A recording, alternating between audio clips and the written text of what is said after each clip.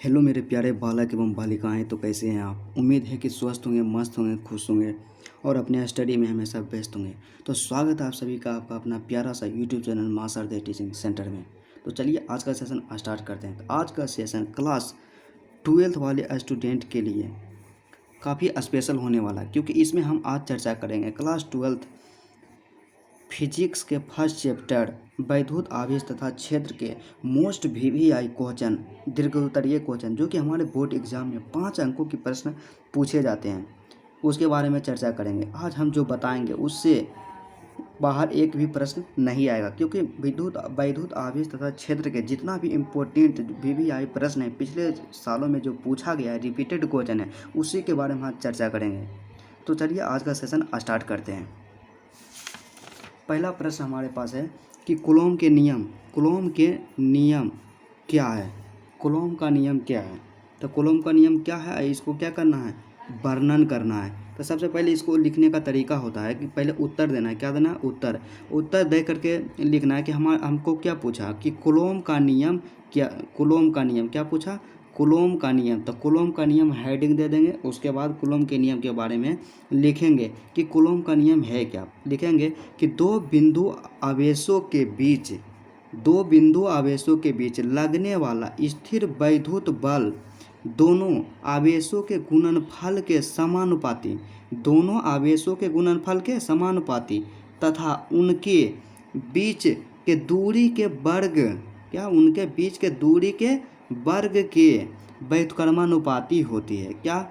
दो बिंदु आवेशों के बीच लगने वाला स्थिर वैद्युत बल दोनों आवेशों के गुणनफल के समानुपाती तथा उनके बीच के दूरी के वर्ग के व्युत्क्रमानुपाती होता है। सीधा सा समझा जाए कि दो आवेश जो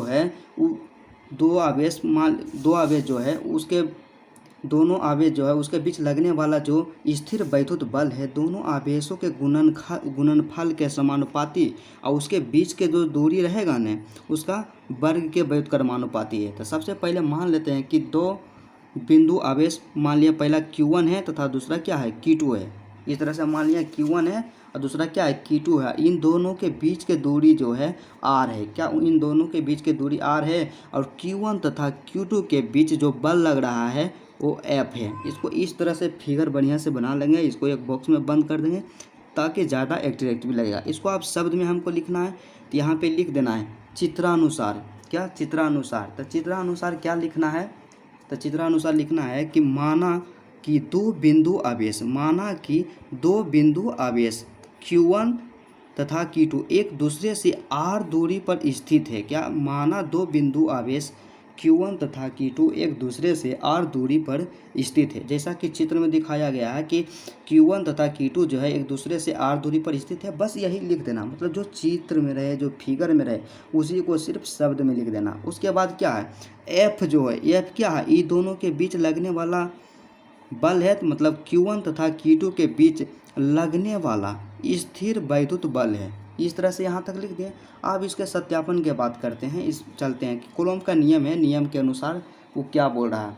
तो यहाँ पे लिखेंगे कि कूलॉम के नियम के अनुसार, क्या?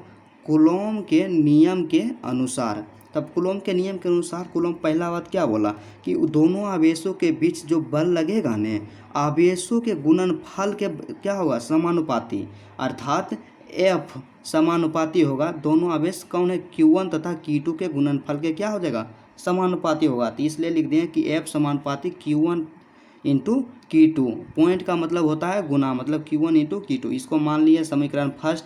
उसके बाद दूसरा क्या है, तथा दूसरा बात क्या बोला कूलॉम, दूसरा बात यही बोला कि उन दोनों के बीच जो बल लगेगा न, वो दोनों आवेश के बीच के जो दूरी रहेगा न, उसके वर्ग के व्युत्क्रमानुपाती रहेगा, मतलब उल्टा रहेगा। मतलब F व्युत्क्रमानुपाती को लिखते हैं 1, आप बटा करके लिख देंगे। तो F व्युत्क्रमानुपाती 1 बटा दूरी के स्क्वायर। क्या? दूरी के स्क्वायर। इसका मतलब यही हुआ कि F व्युत्क्रमानुपाती 1 बटा R स्क्वायर। तो 1 बटा R स्क्वायर, इसको मान लेंगे क्या, समीकरण 2। अब क्या करेंगे कि समीकरण 1 तथा 2 को मिलाने पर,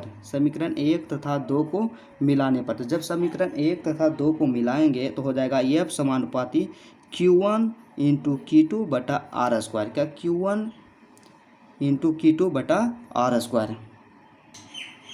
हमारे पास क्या आया था कि एफ समानुपाती Q1 इंटू Q2 बटा आर स्क्वायर, लेकिन जब इस समानुपाती का चिन्ह हटेगा ना तो यहाँ पे एक कांस्टेंट के आएगा। क्या कांस्टेंट के आएगा, मतलब एफ बराबर हो जाएगा के Q1 इंटू Q2 बटा में आर स्क्वायर। और के का जो मान होता है ना मेरे दोस्त 1/4 पाई इप्सिलॉन नोट, हवा में जो होता है ER इसको लिख देंगे हवा के लिए, बटा हो जाएगा इतना होता है। उसके बाद इसको लिख देंगे जो रहेगा Q1 इंटू Q2 बटा में हो जाएगा आर के स्क्वायर। यहाँ पे क्या कर देंगे आर के स्क्वायर। मतलब इसी तरह से होगा कि एफ बराबर हो जाएगा 1/4 पाई इप्सिलॉन नोट ER का मतलब यही हो गया कि हवा में है गुने Q1 इंटू Q2 बटा आर स्क्वायर। ठीक, इस तरह से हो जाएगा। तो यहाँ यही हो गया क्या कूलॉम का नियम हो गया। क्या कूलॉम का नियम। तो कूलॉम का नियम क्या हो गया, एफ बराबर 1/4 pi epsilon note ER into Q1 into Q2 बटा आर स्क्वायर। यहाँ पे 1/4 पाई एप्सिलॉन नोट जो है उसका मान होता है 9 गुने 10 के पावर 9 न्यूटन मीटर स्क्वायर प्रति कूलॉम स्क्वायर। इसको याद कर लेना है क्योंकि बोर्ड एग्जाम में इसे डायरेक्ट प्रश्न ऑब्जेक्टिव प्रश्न पूछे जाते हैं कि 1/4 पाई एप्सिलॉन नोट, या आपको बोल देगा कि के का मान क्या होता है। के का मान क्या होता है, तो के बराबर होता है 1/4 पाई एप्सिलॉन नोट। के पूछे या 1/4 पाई एप्सिलॉन नोट पूछे तो दोनों का मान होता है 9 इंटू 10⁹ न्यूटन मीटर स्क्वायर प्रति कूलॉम स्क्वायर। ठीक, उसके बाद इसमें एक चीज़ और क्या नया देखने के लिए हमें मिला, यहाँ पे है एप्सिलॉन नोट। एप्सिलॉन नोट जो है, एप्सिलॉन नोट क्या होता है, तो एप्सिलॉन जो नोट जो होता है हवा या निर्वात का विद्युतशीलता होता है। क्या होता है, हवा या निर्वात की विद्युतशीलता होता है। ये भी डायरेक्ट एग्जाम में पूछा जाता है कि एप्सिलॉन नोट का जो वैल्यू होता है क्या होता है। एप्सिलॉन नोट का जो वैल्यू होता है 8.854 गुने 10⁻⁻12 कूलॉम स्क्वायर प्रति न्यूटन मीटर स्क्वायर, मतलब 8.854 गुने 10 के पावर -12 कूलॉम स्क्वायर प्रति न्यूटन मीटर स्क्वायर। यहाँ तक इसको भी याद करना है। उसके बाद इसमें एक चीज़ और यहाँ पे आया था कि ER आया था। क्या ER आया था, जो बोले कि हवा के लिए। ER जो है ना निर्वात के सापेक्ष माध्यम का विद्युतशीलता, मतलब हवा के सापेक्ष माध्यम का क्या है विद्युतशीलता, या माध्यम का परावैद्युतांक इसको कह सकते हैं। उसके बाद एक फार्मूला होता है कि E बराबर एप्सिलॉन नोट इंटू ER। क्या E बराबर एप्सिलॉन नोट इंटू ER होता है। तो यहाँ से निकल जाएगा ER बराबर निकल जाएगा, तो ER बराबर निकल जाएगा, इधर गुना में है तो ER बराबर लिखेंगे, एप्सिलॉन नोट गुना में है तो उधर चल जाएगा क्या भागा में, तो E बटा एप्सिलॉन नोट हो जाएगा। ये फार्मूला मोस्ट इंपॉर्टेंट है, इसको याद कर लेना। यहाँ तक यदि आप लिख देते हैं कि कूलॉम का नियम क्या है, इसे वर्णन करें तो आपका एक भी नंबर नहीं कटेगा। तो E है माध्यम का विद्युतशीलता। ER जो होता है वो मात्रकहीन एवं बीमाहीन होता है। मतलब ER का जो मान होता है ना, ना ही मात्रक उसमें होता है और ना ही इसका कोई बीमा होता है। एक चीज़ और याद कर लेना कि अक्सर ऑब्जेक्टिव पूछा जाता है कि निर्वात के सापेक्ष माध्यम का विद्युतशीलता हवा में कितना होता है। मतलब ER का जो मान हवा में, मतलब निर्वात में कितना होगा 1 होगा, और जल में कितना होगा, जल में होगा 80 होगा। ठीक, यहाँ तक यदि आप लिख देते हैं तो इसमें एक भी नंबर नहीं कटेगा। उसके बाद दूसरा प्रश्न जो कि काफ़ी मोस्ट इंपॉर्टेंट प्रश्न है और 2024 में आने की इसकी 99% पॉसिबिलिटी है, क्योंकि इसकी बात करें कि 2012 में क्वेश्चन पूछा गया था, उसके बाद 3 साल के बाद 15 में पूछा गया, उसके बाद 17 में पूछा गया, उसके बाद 2022 में पूछा गया और 2021 में भी पूछा गया था क्वेश्चन। तो इसलिए आप जान सकते हैं कि कितना इंपॉर्टेंट क्वेश्चन है। मेरा तरफ से है कि ये MVVI क्वेश्चन है, 2024 में आने की इसकी संभावना 99% है। इसलिए इसको ध्यानपूर्वक देखिए और इसको कंप्लीट जरूर कर लीजिएगा। तो चलिए स्टार्ट करते हैं। तो हमसे पूछा गया था कि गॉस का प्रमेय, क्या गॉस का प्रमेय क्या है और इसे प्रमाणित करें। तो सबसे पहले गॉस का प्रमेय के बारे में लिखेंगे, गॉस के नियम के बारे में लिखेंगे कि गॉस का नियम या प्रमेय होता है क्या। तो इसके बारे में लिखेंगे कि कार्ल फ्रीडरिच गॉस के अनुसार, क्या कार्ल फ्रीडरिच गॉस के अनुसार किसी बंद पृष्ठ से गुजरने वाला वैद्युत फ्लक्स उस पृष्ठ से परिबद्ध आवेश का 1/ε0 गुना होता है। क्या कार्ल फ्रीडरिच गॉस के अनुसार किसी बंद पृष्ठ से गुजरने वाला वैद्युत फ्लक्स उस पृष्ठ से परिबद्ध आवेश का 1/ε0 गुना होता है, अर्थात फाई ए बराबर हो जाएगा क्यू बटा एप्सिलॉन नोट। यही है क्या गॉस का नियम है, फाई ए बराबर क्यू बटा एप्सिलॉन नोट, यही है गॉस का नियम। जहाँ एप्सिलॉन नोट आपको पहले बताए हैं निर्वात की विद्युतशीलता होती है और एप्सिलॉन नोट का जो मान होता है 8.85 गुने 10⁻⁻12 कूलम स्क्वायर प्रति न्यूटन मीटर स्क्वायर। इसका वैल्यू याद कर लेना है क्योंकि इससे हर एक साल ऑब्जेक्टिव प्रश्न पूछा जाता है। अब इसका सत्यापन की बात करते हैं। हम तो जान लें कि गॉस का नियम क्या है, लेकिन इसको हमको प्रमाणित करना है कि गॉस के नियम को प्रमाणित करें। तो इसका सत्यापन की बात करते हैं, सत्यापन करते हैं। तो सत्यापन से पहले हम क्या करेंगे, इसके भूमिका के बारे में कुछ देख लेंगे कि माना कि किसी बंद पृष्ठ के केंद्र O पर आवेश प्लस Q है। क्या माना कि किसी बंद पृष्ठ के केंद्र O पर आवेश Q है, केंद्र O से R दूरी पर स्थित बिंदु P है, पर वैद्युत क्षेत्र E है। क्या वैद्युत क्षेत्र E है। तो सबसे पहले हम क्या करेंगे कि यहाँ पे एक गोला टाइप के बना लेंगे, गोला टाइप के मान ले जाए इस तरह से बना लेंगे, सिंपल सा साधारण सा, उसमें आपको बढ़िया से नहीं दिख रहा होगा कि इस तरह से बना लेंगे। इस तरह से यहाँ पे एक पॉइंट मान लिए, यहाँ पे क्या हो गया O, जैसे कहा गया यहाँ पे कि माना कि किसी बंद पृष्ठ के केंद्र O पर आवेश प्लस Q है, मतलब केंद्र जो O है यहाँ पे प्लस आवेश क्या है Q है। तो यहाँ पे प्लस आवेश Q दे दिए और Q से R दूरी पर, क्या Q से R दूरी पर यहाँ एक बिंदु क्या है P है, जिस पर वैद्युत क्षेत्र तीव्रता E है, जिसका वैद्युत क्षेत्र का तीव्रता क्या है, वैद्युत क्षेत्र क्या है, वैद्युत क्षेत्र E है। ठीक, इसी तरह से यही जो चित्र है यहाँ पे बना हुआ है कि एगो यहाँ पे बिंदु है, इसका केंद्र O है, O से R दूरी पर एक बिंदु P है जहाँ पर वैद्युत क्षेत्र E है, और यहाँ पे E सब जो हो जाएगा एरिया, इसको मान E हो जाएगा, इसका एरिया हो जाएगा, क्षेत्रफल हो जाएगा। तो इसी के अनुसार लिखते हैं कि अब चित्रानुसार लिखेंगे, यहाँ से क्या चित्रानुसार लिखेंगे कि बंद पृष्ठ के क्षेत्रफल DA, क्षेत्रफल क्या हो जाएगा DA हो जाएगा, क्षेत्रफल DA से गुजरने वाला वैद्युत फ्लक्स। तो DA से गुजरने वाला वैद्युत फ्लक्स, तो यहाँ पे क्या करेंगे, तो डिफ्रेंशिएशन मतलब अवकलन फाई ई का क्या कर देंगे अवकलन, बराबर हो जाएगा वेक्टर E गुने DA वेक्टर E गुने DA वेक्टर। एक बात आप जानते हैं कि आप गणित में पढ़े होंगे कि यहाँ इधर क्या है, D का मतलब क्या हो गया, डिफ्रेंशिएशन हो गया। डिफ्रेंशिएशन जब बराबर के उस साइड जाता है तो इंटीग्रेशन में बदल जाता है, समाकलन में बदल जाता है, मतलब अवकलन के उल्टा होता है समाकलन। तो फाई ई बराबर हम लिख देंगे, इसको उस साइड भेज देंगे, अपोजिट साइड भेजेंगे तो समाकलन E vector dot DA vector.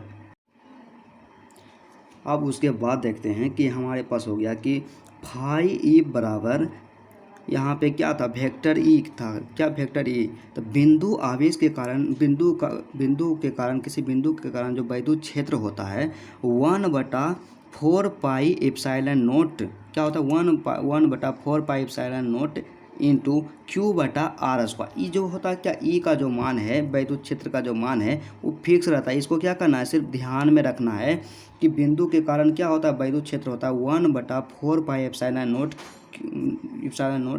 गुने Q/R²। तो यहाँ पे फिर था DA वेक्टर, तो यहाँ पे लिख देंगे DA वेक्टर लिख देंगे, जैसे रहेगा उसे लिख देंगे। उसके बाद क्या हो जाएगा कि यहाँ पे जो था कि 1/4 पाई एप्सिलॉन नोट Q/R² जो है एक कांस्टेंट है, एक नेतांक है, मतलब ये बाहर निकल जाएगा। तो क्या होगा, बाहर निकल जाएगा। तो यहाँ पे हो जाएगा फाई ई बराबर 1/4 पाई एप्सिलॉन नोट गुने Q/R²। इसको बाहर कर लेंगे और अंदर में समाकलन के अंदर बच गया DA बच गया, क्या DA वेक्टर बच गया। और एक फार्मूला होता है कि समाकलन क्लोज समाकलन जब इस तरह से रहेगा डी थीटा रहेगा, इस तरह से जब समाकलन ऑफ डी थीटा होता है तो इसमें हो जाता है इसका थीटा हो जाता है, क्या होता है थीटा होता है। तो उसी तरह से यहाँ पे जब है समाकलन ऑफ DA वेक्टर है तो यहाँ पे क्या हो जाएगा A हो जाएगा, क्या हो जाएगा A हो जाएगा। तो इसलिए यहाँ होगा कि फाई ए बराबर 1/4 पाई एप्सिलॉन नोट Q/R² ए हो जाएगा। क्या हो जाएगा? ए क्या है? एरिया है, क्षेत्रफल है।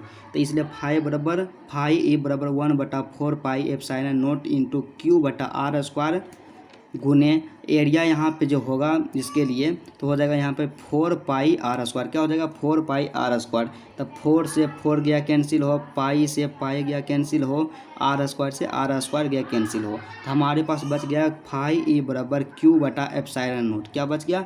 फाई ए बराबर क्यू बटा एप्सिलॉन नोट। यही क्या है? गॉस का नियम है। यही क्या है? गॉस का नियम है।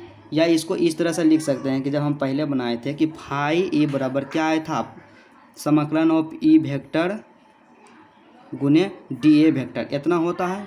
क्या फाई ए बराबर एक क्या लिखे थे? एक आया था कि समाकलन of E vector into D A vector. दूसरा फाई बराबर क्या आ गया? क्यू बटा एप्सिलॉन नॉट। इसलिए इसको एक साथ लिख सकते हैं कि फाई ए बराबर समाकलन ऑफ वेक्टर ई गुने डी ए बराबर क्यू बटा एप्सिलॉन नोट। यही क्या हो गया? मूल रूप से यही गॉस का नियम हो गया। ई भी लिखेंगे तो कोई दिक्कत नहीं, यहाँ भी लिखेंगे कोई दिक्कत नहीं। मतलब गॉस के नियम में ऐसा भी लिखा हुआ रह सकता है या गॉस के नियम में क्यू फाई ई बराबर क्यू बटा एप्सिलॉन नोट भी रह सकता है।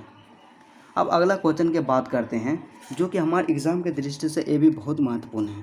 चलिए इसको देखते हैं कि विद्युत द्विध्रुव के अक्षीय विद्युत द्विध्रुव के अक्षीय और निरक्षीय रेखा पर वैद्युत क्षेत्र तीव्रता का व्यंजक प्राप्त करें। वैद्युत द्विध्रुव के अक्षीय और निरक्षीय रेखा पर वैद्युत क्षेत्र तीव्रता का क्या करना है? व्यंजक प्राप्त करना है। क्या करना है? व्यंजक प्राप्त करना है। तो इसके लिए हम सबसे पहले क्या बोला? अक्षीय। तो इसको लिखते हैं, सीधा सा इसका देंगे आंसर देंगे, इस तरह से लिखेंगे आंसर। तो पहला कौन सा बोला? अक्षीय को कहते हैं अनुदैर्ध्य स्थिति। क्या? अनुदैर्ध्य स्थिति। अक्षीय को अनुदैर्ध्य स्थिति बोला जाता है क्योंकि कभी कभी एग्जाम में अनुदैर्ध्य स्थिति भी रह सकता है, इसलिए घबराइएगा नहीं। तो चलिए इसका सबसे पहले हम फिगर का निर्माण करते हैं। किसका निर्माण करते हैं? फिगर का निर्माण करते हैं। लेकिन इसका जो भूमिका होता है इसको सबसे पहले आप याद कर लीजिएगा, देख लीजिएगा कि इसका जो फिगर है, फिगर का निर्माण करते हैं। तो फिगर में क्या है? एक वैद्युत द्विध्रुव ले लिए, ए से बी क्या है? एक वैद्युत द्विध्रुव है। ए पर है माइनस क्यू आवेश है, अब बी पर है प्लस क्यू आवेश है, और इसके बीच का जो केंद्र है वो क्या है? ओ है। यहाँ पे है इससे आर दूरी पर, केंद्र से आर दूरी पर एक बिंदु क्या है? पी है। केंद्र ओ से आर दूरी पर एक बिंदु पी है। तो माइनस क्यू आवेश के कारण बिंदु पी पर जो विद्युत क्षेत्र की तीव्रता है वह ई ए वेक्टर है। क्या? ई ए वेक्टर मतलब माइनस क्यू आवेश के कारण बिंदु पी पर विद्युत क्षेत्र की जो तीव्रता है ई ए वेक्टर है, और प्लस क्यू आवेश के कारण बिंदु पी पर जो विद्युत क्षेत्र की तीव्रता है ई बी वेक्टर है। ई बी वेक्टर है। और ए से लेकर बी तक जो वैद्युत द्विध्रुव है उसकी लंबाई क्या है? 2l है। क्या है? 2l। इसका मतलब यही हुआ कि ए से ओ तक की लंबाई हो जाएगा l, या ओ से बी तक की लंबाई हो जाएगा l। तब न दोनों को मिलाएंगे तो यहाँ पे क्या हो जाएगा? 2l। अब एक बात हमको बताया है कि केंद्र से r दूरी पर एक बिंदु क्या है? p। मतलब o और p के जो दूरी है, मतलब o से लेकर p के जो दूरी है कितना है? r है। ओ से लेकर पी तक की दूरी आर है। तब यहाँ पे हम निकाल सकते हैं। तो बी से पी का दूरी क्या है? बी से लेकर पी तक की दूरी, मतलब बी से लेकर पी तक दूरी। तो सबसे पहले यहाँ देखिए कि ओ से पी की दूरी है आर, या ओ से बी की दूरी है एल। तब इसका मतलब यही नहीं हुआ, यदि इतना दूर के दूरी निकालना है हमें तो इतना में घटा देंगे, ई दूरी को घटा देंगे। तो ई दूरी क्या है हमारे पास? एल दिया हुआ है। तो एल को क्या करेंगे? पूरा दूरी में से घटा देंगे। तो पूरा दूरी क्या है? आर था। तो बी से पी की दूरी हो जाएगा आर माइनस एल। अब क्या करना है कि ए से पी की दूरी निकालना है। क्या? ए से पी की दूरी निकालना है।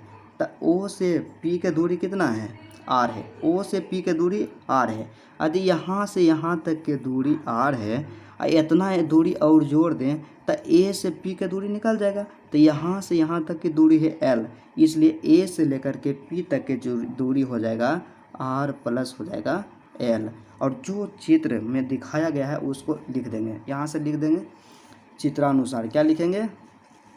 चित्र के अनुसार या चित्रानुसार। तो माना कि वैद्युत द्विध्रुव ए बी जिसके लंबाई 2l है, ठीक, जो चित्र में दर्शाया गया कि हमारे पास एक वैद्युत द्विध्रुव है जिसकी लंबाई क्या है? 2l है। आवेश क्या उस पर? Minus Q. तथा प्लस क्यू है, उस पर आवेश क्या माइनस क्यू और प्लस क्यू आवेश है। तो वैद्युत द्विध्रुव के मध्य बिंदु ओ से, क्या वैद्युत द्विध्रुव के जो मध्य बिंदु है वो ओ से है, और ओ से आर दूरी पर एक स्थित बिंदु क्या है पी है। एक स्थित बिंदु पी है जिस पर वैद्युत क्षेत्र की तीव्रता जो है ई है, जिस पर वैद्युत क्षेत्र की तीव्रता क्या है ई है। इस तरह से हम लिख देंगे इसको। अब आगे देखते हैं। अब देखते हैं कि इसलिए माइनस क्यू आवेश के कारण बिंदु पी पर वैद्युत क्षेत्र की तीव्रता, क्या माइनस क्यू आवेश के कारण बिंदु पी पर वैद्युत क्षेत्र की तीव्रता। तो हमारे फिगर में आप दिखाए थे आपको हम सबसे पहले माइनस क्यू आवेश, तो माइनस क्यू आवेश कहाँ है, यहाँ है माइनस क्यू आवेश। तो माइनस क्यू आवेश के कारण बिंदु पी पर वैद्युत क्षेत्र की जो तीव्रता होगी वह होगा ई ए वेक्टर होगा, क्या होगा ई ए वेक्टर होगा। तो ई ए वेक्टर होगा तो सबसे पहले माइनस क्यू से बिंदु पी तक के जो दूरी है कितना है, तो माइनस क्यू से बिंदु पी तक की जो दूरी है आर प्लस एल है, क्या आर प्लस एल है। तो चलिए आगे देखते हैं।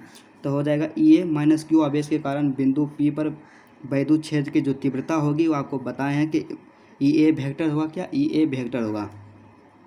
और किसी बिंदु पर जो वैद्युत क्षेत्र की तीव्रता जो होती है 1/4πε0 इंटू क्यू बटा उसका जो दूरी होगा ना उसका स्क्वायर। तो इसके बीच का जो दूरी क्या है, बीच का दूरी यही ना है, माइनस क्यू से पी तक के जो बीच की दूरी है। तो ए पी का क्या है स्क्वायर, ए पी है इसके बीच की दूरी, तो ए पी के क्या हो जाएगा स्क्वायर हो जाएगा। तो इसी तरह यहाँ लिख दें ए पी का स्क्वायर, तो हो जाएगा बराबर में 1/4πε0 इंटू क्यू बटा आर प्लस एल है ए पी का मान, तो आर प्लस एल के स्क्वायर।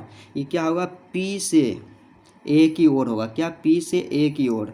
उसी तरह प्लस क्यू आवेश के कारण बिंदु पी पर वैद्युत क्षेत्र की तीव्रता, प्लस क्यू आवेश के कारण बिंदु पी पर वैद्युत क्षेत्र की जो तीव्रता होगी क्या होगी, तब प्लस क्यू आवेश के कारण बिंदु पी पर वैद्युत क्षेत्र की तीव्रता होगी ई बी वेक्टर, क्या होगा ई बी वेक्टर। तो ई बी वेक्टर बराबर हो जाएगा उसी तरह 1/4πε0 इंटू क्यू अब बटा में बी पी का स्क्वायर, क्या हो जाएगा बी और बी पी का स्क्वायर, क्योंकि प्लस क्यू से बिंदु पी तक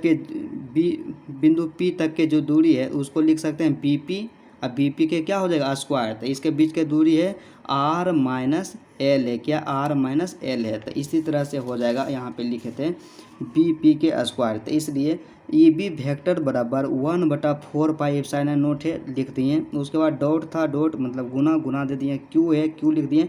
अब बी पी के स्थान पे सिर्फ लिख दिए, इसका मान कितना था आर माइनस एल था, तो आर माइनस एल के हो जाएगा स्क्वायर, यहाँ तक लिख दिए। उसके बाद क्या, उसके बाद यही है कि चूंकि ई ए वेक्टर तथा ई बी वेक्टर विपरीत दिशा में है, जैसा कि चित्र में दिखाया गया है कि ई ए वेक्टर क्या है, ई ए वेक्टर और ई बी वेक्टर, ई ए वेक्टर है इस साइड है और ई बी वेक्टर जस्ट इसके विपरीत दिशा में, क्या ई ए वेक्टर इस साइड और ई ए वेक्टर इसके विपरीत दिशा में, दोनों क्या एक दूसरे के विपरीत दिशा में है।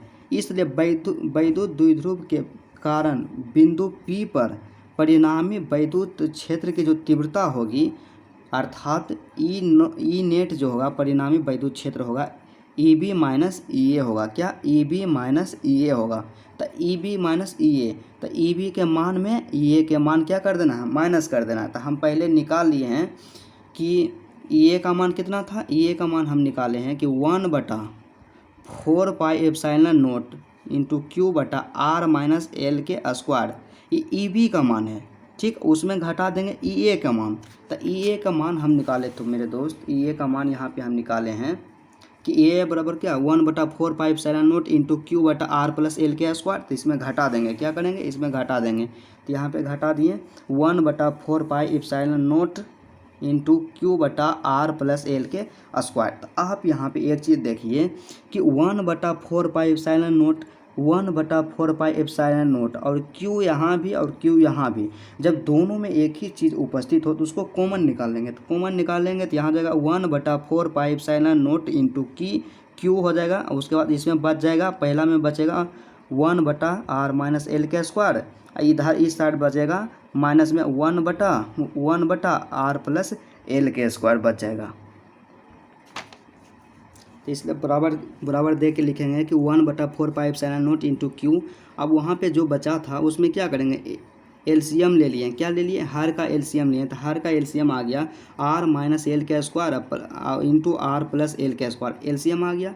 उसके बाद यहाँ पे 1 था तो यहाँ पे हो जाएगा, यहाँ पे हो गया r प्लस एल के square minus r minus L के स्क्वायर। ठीक, इसी तरह से फिर आगे लिखेंगे जैसे लिखा हुआ है और उसे यहाँ पे फिर लिख दिए 1/4πε0 इंटू क्यू।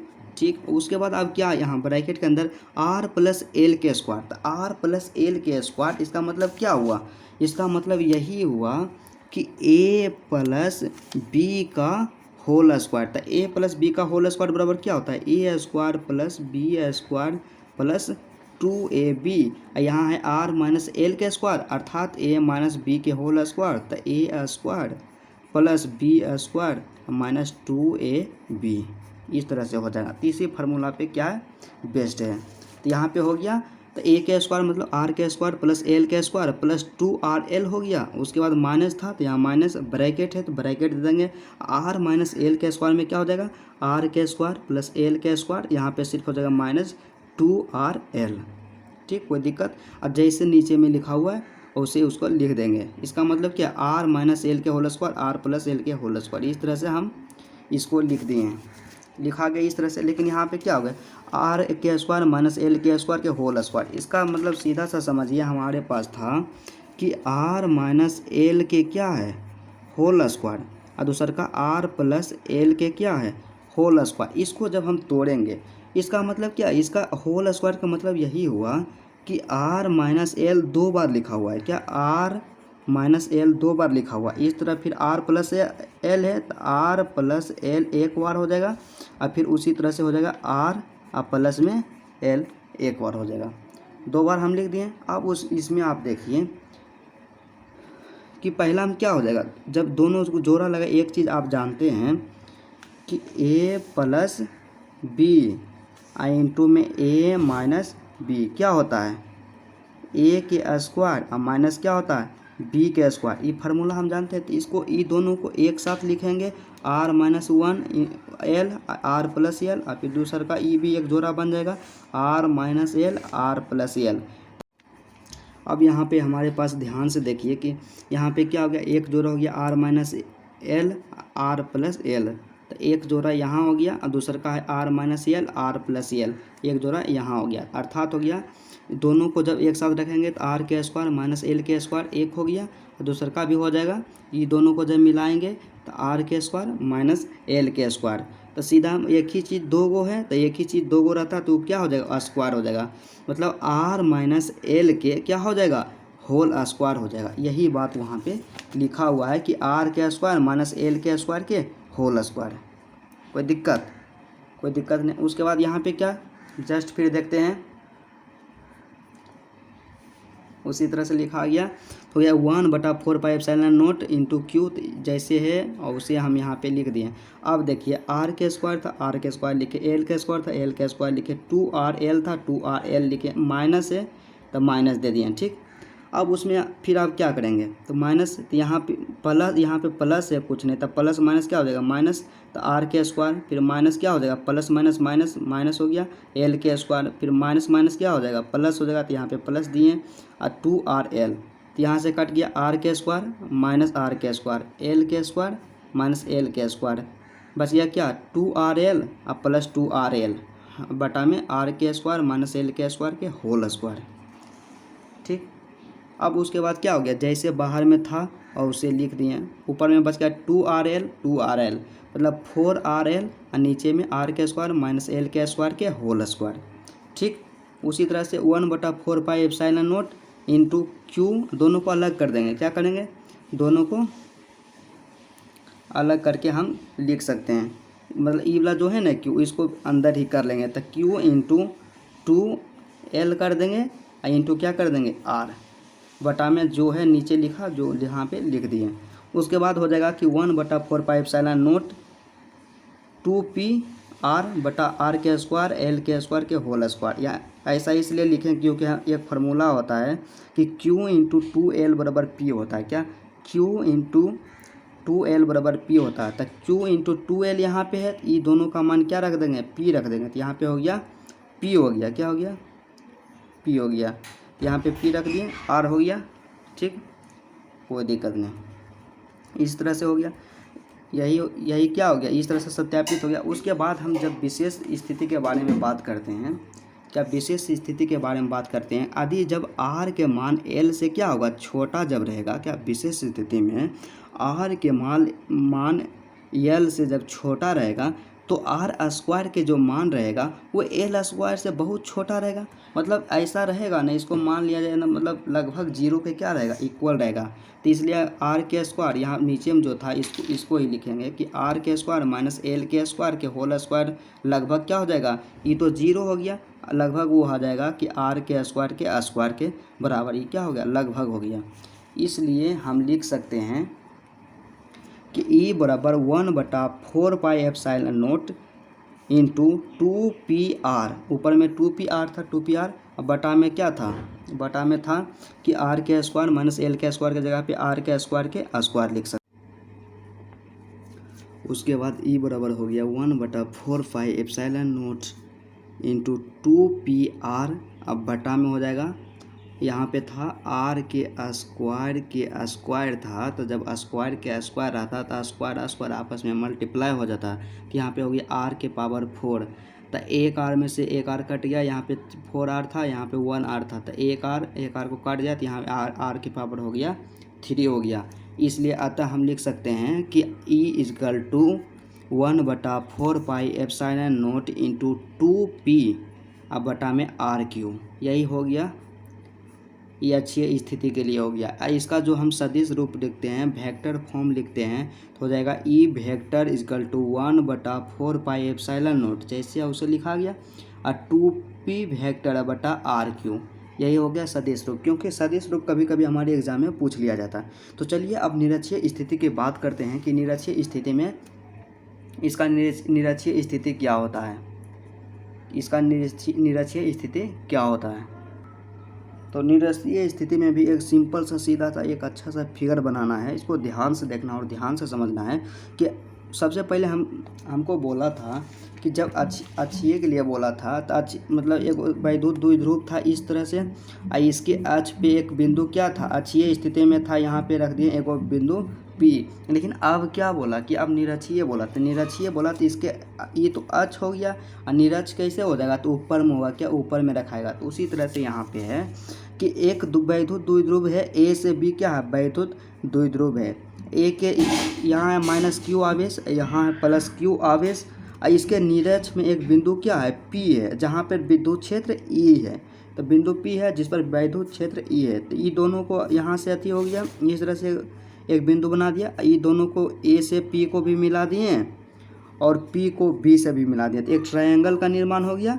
और इसको इस तरह से आगे बढ़ाएंगे तो ये हो गया EB cos थीटा, इस तरह से फिर नीचे आएगा तो EA sin थीटा हो गया। इसको इस तरह से बढ़ा दिए, इस तरह से लिख देंगे तो EA cos थीटा हो गया।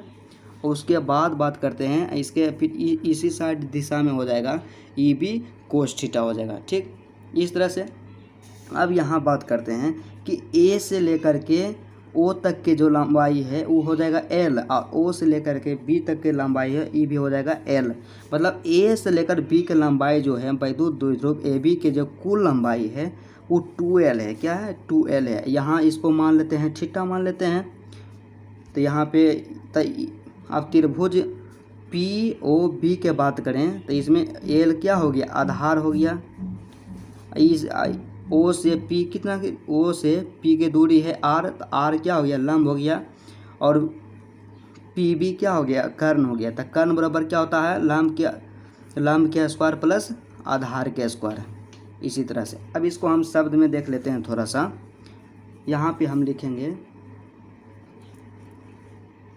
यहाँ पे हम लिखते हैं कि चित्रानुसार माना कि वैद्युत द्विध्रुव AB जिसके आवेश -q तथा +q है, लंबाई 2L है, ठीक, जिस तरह से चित्र में दिखाया गया। उसके बाद ओ जो है वह वैद्युत द्विध्रुव का केंद्र है। क्या ओ जो है वैद्युत द्विध्रुव का केंद्र है और पी वैद्युत द्विध्रुव के निरक्षीय रेखा पर एक बिंदु है जिस पर तीव्रता प्राप्त करनी है। जो ओपी है, ओपी बराबर कितना है आर है, मतलब केंद्र ओ से लेकर पी तक के जो दूरी है वो आर है, मतलब केंद्र से पी तक की दूरी कितना है आर है। तो एपी और बीपी दोनों का मान कितना है √r के स्क्वायर प्लस एल के स्क्वायर। मतलब एपी और बीपी कहने का मतलब यही हुआ कि एपी और बीपी, तो एपी के कहाँ है, एपी यहाँ है, इसका भी मान कितना है, ये जो भुजा है इसका भी मान है √r के स्क्वायर प्लस एल के स्क्वायर। अब पी, तो बीपी यही भुजा है, इसका भी मान है r के स्क्वायर प्लस एल के स्क्वायर, यही दिखाया गया है। ठीक, यहाँ तक तो हो गया। और उसके बाद है ये जो है ये है -q आवेश के कारण बिंदु P पर विद्युत क्षेत्र है, और EB है +q आवेश के कारण बिंदु P पर विद्युत क्षेत्र की P पर क्षेत्र की तीव्रता है। क्या बिंदु P पर क्षेत्र की तीव्रता है। तो इसलिए EA बराबर क्या हो जाएगा, इसलिए EA बराबर हो जाएगा 1/4πε0 Q/AP के स्क्वायर। क्या AP के स्क्वायर, तो EA बराबर 1/4πε0 था, 4πε0 लिख दिए, गुना है तो गुना दे दिए, Q है ऊपर में तो Q दिए। AP का मान कितना है, तो यहाँ पे हम आपको बताए हैं कि AP और BP दोनों का मान है √r के स्क्वायर प्लस एल के स्क्वायर है। क्या है √r के स्क्वायर प्लस एल के स्क्वायर। तो यहाँ पे क्या हो जाएगा, यहाँ पे वही हो जाएगा √r के स्क्वायर प्लस एल के स्क्वायर। इसका भी स्क्वायर है, इसका भी स्क्वायर कर देंगे। कि P से A की ओर है, क्या P से A की ओर, इसको हम क्या लिख सकते हैं, इस तरह से है कि यहाँ पे है √r के स्क्वायर प्लस एल के स्क्वायर। ठीक, और उसका भी स्क्वायर है, तो स्क्वायर से रूट क्या हो जाएगा कैंसिल, तो हमारे पास बच जाएगा r के स्क्वायर प्लस एल के स्क्वायर, इस तरह से यहाँ पे बच जाएगा। उसी तरह से फिर क्या हो जाएगा, तथा EB बराबर हो जाएगा 1/4πε0 इंटू Q/BP के स्क्वायर। तो BP भी कितना √r के स्क्वायर प्लस एल के स्क्वायर, तो EB बराबर हो जाएगा जैसे है और उसे हम लिख दिए, गुना है गुना, Q था Q, लेकिन BP क्या है, BP है √, इसी तरह से √r के स्क्वायर प्लस एल के स्क्वायर के स्क्वायर, तो बच जाएगा कितना r square plus L square. तो यहाँ होगी r square plus L square हो गया। ये क्या है B से P की ओर, मतलब जिस तरह से लिखा हुआ है, जैसे जैसे लिखा हुआ है उसी तरह से लिखना है। उसके बाद बात करते हैं कि चित्र में बात करते हैं कि EA sin थीटा और EB sin theta, EA sin theta और EB sin थीटा का परिमाण बराबर है तथा दिशा विपरीत है, और EA cos थीटा तथा EB cos थीटा का दिशा क्या है समान है। क्या दिशा क्या है समान है, मतलब सीधा सा बात किया जाए तो EA sin थीटा और EB sin थीटा का परिमाण बराबर है। क्या है परिमाण, क्या यहाँ पे बोला, यहाँ पे परिमाण बराबर है, और दिशा क्या है, ये जो दिशा है ये ऊपर की ओर है EB sin थीटा का, EA sin थीटा का क्या है नीचे की ओर, मतलब एक दूसरे के विपरीत दिशा में, यही बात यहाँ पे बताया गया है। और यहाँ पे क्या है दोनों का दिशा क्या है सेम ही है, EA cos थीटा और EB cos थीटा दोनों का दिशा क्या है एक ही दिशा में है। इसलिए बिंदु P पर परिणामी विद्युत क्षेत्र जो होगा, बिंदु P पर क्या परिणामी विद्युत क्षेत्र होगा, अर्थात E net equal to EA cos theta plus EB cos theta, क्योंकि ये दोनों तो एक ही दिशा में है तो जुट जाएगा, लेकिन एक है माइनस में, मतलब EA sin थीटा है माइनस में और प्लस में है EB sin थीटा, तो आपस में ये दोनों क्या हो जाएगा कैंसिल हो जाएगा, बचा क्या, इसलिए E नेट बराबर EA cos theta plus EB cos theta हो जाएगा। ठीक, तो EA cos थीटा और EB cos थीटा, तो दोनों का मान क्या करना, हम लोग जानते हैं कि EA का मान हमें पता है, ठीक, EB का मान हमें पता है, तो EA का जो मान है हमारे पास वो दिया हुआ है 1/4πε0 इंटू Q/r के स्क्वायर प्लस एल के स्क्वायर, cos थीटा है cos थीटा दे दिया, प्लस है प्लस दिया, उसके बाद क्या EB cos थीटा, तो ई भी का जो भी मान है दोनों का क्या है, सेम ही है। तो 1/4πε0 इंटू क्यू बटा आर के स्क्वायर प्लस एल के स्क्वायर, यहाँ पे कोस थीटा है तो यहाँ पे दे दिए कोस थीटा। अब क्या करेंगे कि यहाँ पे 1/4πε0 दोनों ई दोनों क्या है, दोनों में समान है, दोनों में समान है तो क्या करेंगे कॉमन ले लेंगे। तो यहाँ पे हो जाएगा 1/4πε0 क्यू बटा आर के स्क्वायर प्लस एल के स्क्वायर और कोस थीटा, मतलब दोनों जोड़ में है और दोनों एक ही में है तो दो गो हो जाएगा, दो गो हो गया। ठीक, उसके बाद इस तरह से ना ऐसे रहता है कि अर्थात मतलब इस तरह से रहेगा कि ए अब प्लस में ए रहेगा, तो यहाँ भी है यहाँ भी है, तो यहाँ पे इसको क्या लिख सकते हैं 2a लिख सकते हैं। तो उसी प्रकार है यहाँ पे कि 1/4πε0 इंटू क्यू बटा आर के स्क्वायर प्लस एल के स्क्वायर कोस थीटा। ठीक, 1/4πε0 इंटू क्यू बटा आर के स्क्वायर प्लस एल के स्क्वायर कोस थीटा, मतलब दोनों क्या है सेम ही है। तो 2 हो गया, तो 2 1/4πε0 क्यू बटा आर के स्क्वायर प्लस एल के स्क्वायर कोस थीटा, इसको मान लेंगे समीकरण फर्स्ट। ठीक, अब एक बात बताइए कि चित्र के अनुसार, क्या चित्र के अनुसार त्रिभुज ओ ए पी में, क्या त्रिभुज ओ ए पी में, तो चित्र में देख लेते हैं, फिगर में सबसे पहले देखते हैं कि ओ ए पी कहाँ है। तब फिगर में देखते हैं कि ओ ए पी यही त्रिभुज है ओ ए पी। तो इसी त्रिभुज के यानी साफ और सुथरा तरीका से हम इधर बना लिए हैं कि त्रिभुज क्या है, त्रिभुज ओ ए पी में। तो ओ ए पी में है ओ ए बराबर है एल, ओ पी बराबर है आर और ए पी बराबर है √r के स्क्वायर प्लस एल के स्क्वायर। तो सबसे पहले यहाँ हमारे पास आया था कि कोस थीटा, तो कोस थीटा बराबर यहाँ और कोण ए बराबर क्या है थीटा है, तो कोस थीटा बराबर निकालेंगे। तो कोस थीटा बराबर हम जानते हैं कि आधार बटा क्या होता है कर्ण होता है। तो हमारे पास आधार क्या है ओ ए है, तो ओ ए अब बटा में कर्ण क्या है ए पी, तो यहाँ हो जाएगा ए पी, अर्थात इसका यही है हो जाएगा कि ओ ए बराबर कितना है एल, ए पी बराबर क्या √r के स्क्वायर प्लस एल के स्क्वायर, √r के स्क्वायर प्लस एल के स्क्वायर, इसको मान लेंगे समीकरण सेकेंड मान लेंगे। अब क्या करेंगे कि समीकरण 2 से कोस थीटा का मान समीकरण 1 में रखने पर, क्या समीकरण 2 से कोस थीटा का मान समीकरण 1 में क्या करेंगे रख देंगे। तो यहाँ पे हो जाएगा E = 2 इंटू 1/4πε0 क्यू बटा आर के स्क्वायर प्लस एल के स्क्वायर, यहाँ था कोस थीटा और कोस थीटा के मान कितना आया था एल बटा √r के स्क्वायर प्लस एल के स्क्वायर। ठीक, तो यहाँ से हम क्या करेंगे तो E बराबर हो जाएगा 1/4πε0, 2 को इधर भेज दिए तो Q इंटू 2L हो जाएगा, Q इंटू क्या हो जाएगा 2L, तो आर के स्क्वायर प्लस एल के स्क्वायर है। ठीक, यहाँ पे कुछ नहीं पावर तो 1 रहता है, अब प्लस में यहाँ पे क्या हो जाएगा आर के स्क्वायर अब प्लस में एल के स्क्वायर। और रूट का मतलब क्या हो गया, जब रूट रहता है तो रूट का मतलब हो गया कि किसी संख्या पे जब रूट रहता है तो उसका मतलब हो गया कि उस पर है 1/2 पावर, तो इसलिए इस पर क्या हो जाएगा 1/2 पावर हो जाएगा। ठीक, उसी प्रकार तब फिर ई बराबर हो जाएगा 1/4πε0 क्यू इंटू 2L हो गया, क्यू इंटू 2L हो गया और नीचे में हो गया आर के स्क्वायर प्लस एल के स्क्वायर। अब पावर 1 मतलब दोनों क्या है आधार सेम है, अब पावर आधार जब सेम रहे गुना में रहे तो पावर क्या होता है जुट जाता है। तो यहाँ पे 1 अब प्लस में 1/2 करेंगे तो कितना हो जाएगा 3/2 चलाएगा, तो पावर हो गया 3/2।